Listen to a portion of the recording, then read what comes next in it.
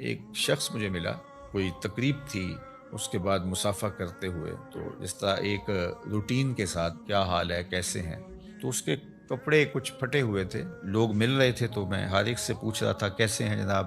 تو میں نے جب اس سے پوچھا تو اس نے کہا اللہ کا بڑا کرم ہے. جب ہاتھ اٹھایا تو یہاں سے اس کی قمیض پھٹی تھی، لٹک رہی تھی. اس کے اس انداز سے میں رک گیا اور میں اس کو کہا کہ آپ مجھے دوبارہ ملیے گا، جب لوگوں سے ملاقات ہوگی. تو پھر میں نے کہا اور سنائیں کیسے ہیں، تو کیا کر رہے ہیں. تو وہ کہنے لگا کہ میرے پاس 6 کنال زمین ہے، اس میں تھوڑی سی کاشت کر لیتا ہوں. اس زمین سے میں نے 10 مرلے جگہ مسجد کے لیے وقف کی ہے اور میں خود مسجد بنا رہا ہوں، بس آپ دعا کریں کہ اللہ کا گھر بن جائے. تو وہ کوئی عالی شان دنیاوی اعتبار سے تو نہیں بنے گی، لیکن جیسے بھی تو میری بس آرزو ہے کہ میں زندگی میں مسجد کو مکمل ہوتا دیکھ لوں بس. اب اس نے ہاتھ کھڑا کیا تو یہاں سے پھٹی ہوئی قمیض لٹک رہی تھی، لیکن ایسے ہاتھ اس کا اللہ کا شکر ہے. میں کہتا ہوں یہ شہنشاہوں کو بھی نصیب نہیں ہے. جو چین کی نیند اسے آتی ہوگی کسی اور کو آ سکتی ہے.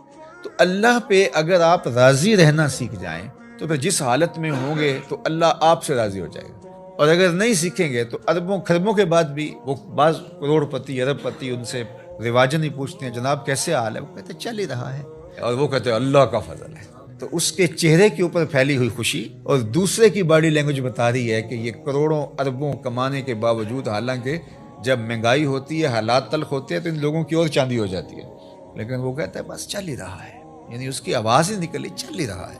تو اس لیے اللہ پہ راضی رہنے کا مزاج پیدا کریں. اس نے یہ تھوڑا کیا کہ ہمیں زندگی دے دی، اس کا یہ تھوڑا کرم ہے کہ اس نے ہمیں صحت عطا فرمائی، اس کا یہ کتنا کرم ہے کہ اس نے ہمیں اسلام کا نور اور جمال عطا کیا.